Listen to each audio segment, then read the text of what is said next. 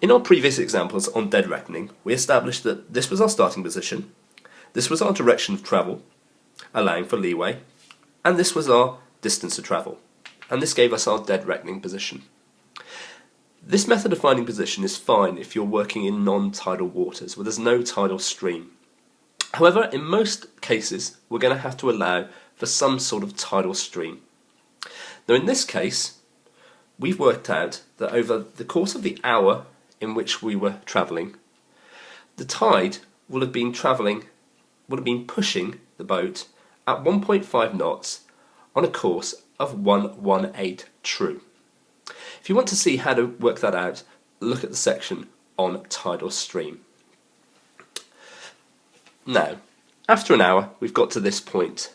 We need to add to this point any effect of the tide. Now, the first thing we do is we take our plotter. And as I said, the tide was running on a course of 118 true. We don't need to do any calculations or adjustments to that 118.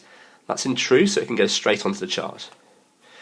We turn the plotter, we line it up with the north lines on the chart lined up with the grid on the central bezel, which is about there, and then move it up this time so that the edge is touching the dead reckoning, the end of this line here. And we draw a line in that direction. And that's the direction the tide would have taken us over the course of the last hour. Now we also know the tide was running at 1.5 knots. So in 1 hour, that would have taken us 1.5 nautical miles. So again, we take the dividers, we go to the side scale, and we set it to 1.5. We put one end on our dead reckoning position, and we put the dividers along that tidal vector.